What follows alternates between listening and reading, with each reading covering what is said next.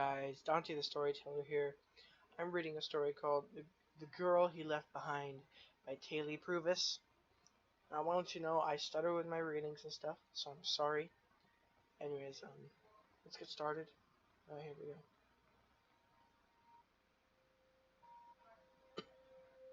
This music is by AFMTY95, just by the way. Alright. Stacy Williams found out she was in love with Axel Teller when she was 13. It was halfway through grade 8, and she always noticed the dark-haired boy who lived at the end of the street. She would always see him as he walked over to the post boxes for the mail and would watch him from afar at school. Axel had never talked to Stacy. She was pretty much sure that he didn't even know she existed. It didn't matter that they had been in the same grade since Axel moved to town, which was when they were 10. Axel didn't see Stacy. How close she got. I guess it could hurt a little to finally admit to yourself that the guy you love has no idea who you are and has probably only seen your face about 2 times and saw nothing different in you compared to every other girl in school. But unfortunately for her, Stacy was a fighter. Kept on going and going. It didn't matter when Axel got a girlfriend in grade 9. It didn't matter when the whole school went crazy when they found out he lost his virginity.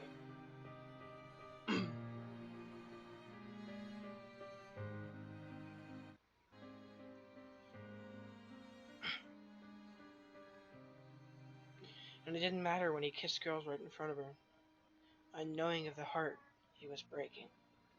But then the day after Axel broke up with his girlfriend of 10 months, he noticed Stacy.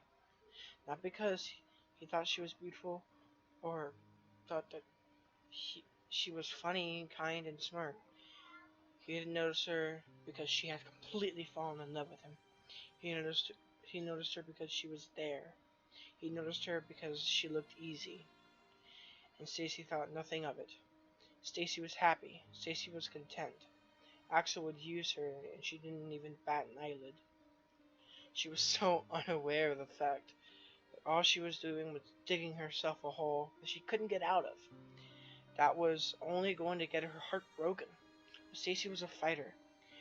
Immediately, and that would ultimately be her downfall.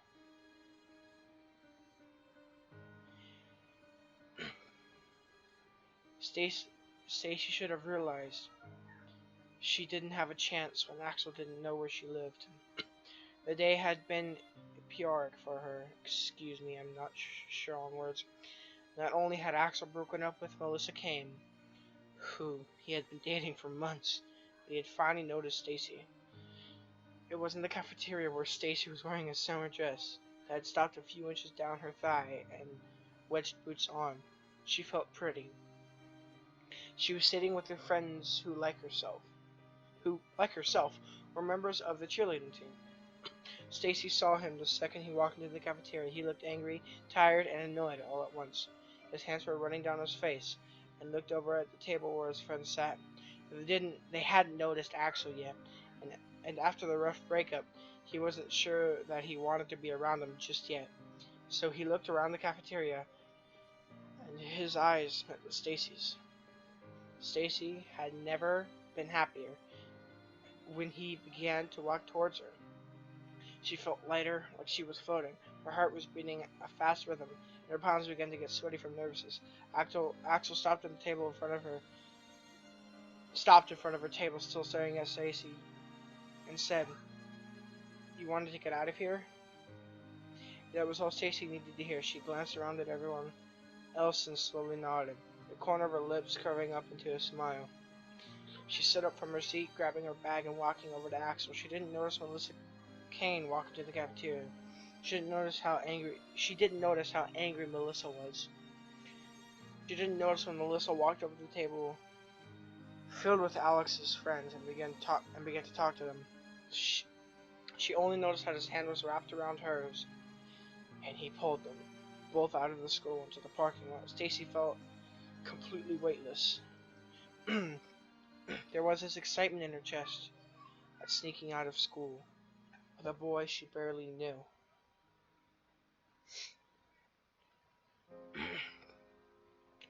She sat in the car, a rock song playing in the background. She saw how agitated Axel was, the way his legs going up and down rapidly and his finger tapping against the steering wheel. Axel was one of the older kids in school, so he had already had his driver's license, though Stacy was pretty sure that he needed someone else in the car with a license to be able to drive. She didn't dare question it, though. They pulled down her street, going past her house, to the end where she swerved into the driveway. Axel got out of the car quickly, slamming the shut door. Stacy quickly got out too. His parents weren't home, and the both of them found themselves in his room. Stacy waited, unsure what was about to happen, or why Axel had even brought her here for that matter. She walked around his room, eyes trailing over his bookshelf. She had always loved books. "What are you waiting for?" She heard Axel ask, and turned around to find himself pulling his shirt off and raising an eyebrow at her. She began, a little startled. I don't think... Why else would you be here?" Axel asked, and Stacy had to bite back the hurt at the genuine confusion on his face. He started to undo his belt. Stacy didn't know what to do. He wanted to have sex. That was the only reason she was here. But she couldn't help but think that there was a little inkling of hope, that there was more to this, that there was a chance, even if it was small, that there was an affection in Axel's eyes, that he wasn't doing this because he was angry about his breakup. Stacy clung onto the thought that he was doing this out of genuine like towards her, and so held the bottom of her summer dress and slowly pulled it up.